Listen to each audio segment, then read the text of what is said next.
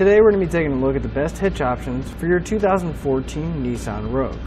Up top here we're going to have our etrailer brand hitch. Then right below that we're going to have our CURT hitch. And then finally down here at the bottom we're going to have our Draw-Tite hitch. Now all three of them are going to be class 3 hitches, which means they're going to give us that 2" by 2" receiver tube opening and give us a wide variety of options for accessories to mount up. But if I was looking for a hitch for my Rogue, I would definitely go with the etrailer hitch for a few different reasons. I really like the finish on it. It's got that carbide matte type finish rather than the glossy type finish on it. And I think it just kind of blends in better with the bottom of the vehicle and it doesn't stick out as much. Also, it is going to have one of the highest weight ratings out of all of the hitches here. So we're going to be able to mount up a larger bike racks or tow a little bit more with it. Our etrailer hitch is going to have a 525-pound tongue weight along with a 3,500-pound gross trailer weight rating. It's going to be exactly the same ratings as the CURT. However, the Draw-Tite is going to have a slightly lower tongue weight at 350 pounds and still have that 3,500-pound gross trailer weight rating. All three of our hitches are going to use a standard 5/8 pin and clip. Now none of them are going to include that in the kit, but you can pick them up here at etrailer.com using part number PC3. And they're all going to have relatively the same location, just slightly offset from the safety chain loop. So we're not going to have to worry about any kind of interference with a locking device when we go to hook up our chains.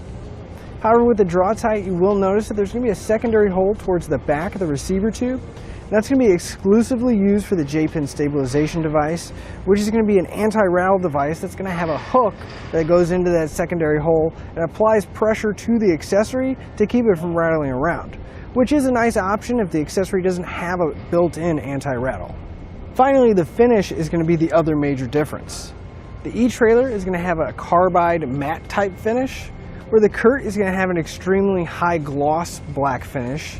And the Draw-Tite is going to be somewhere in between. It's not going to be quite a high gloss, but it's not really a matte. It's more of a semi-gloss or a satin type finish to it.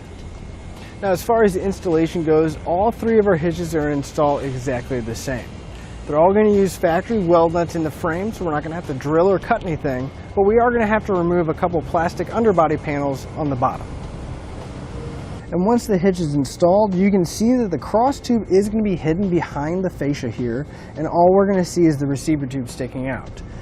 This is the Draw-Tite installed, but all of our hitches are going to be sitting out about the same amount and sitting down about the same amount. And that cross tube is going to be hidden on all three different models. So to sum everything up, if you're looking for a hitch that has the most weight capacity, I would definitely go with the etrailer or the CURT hitch because they are going to have those increased tongue weights. Now that's going to allow us to carry a much larger cargo carrier and not have to worry about exceeding the limits of our hitch.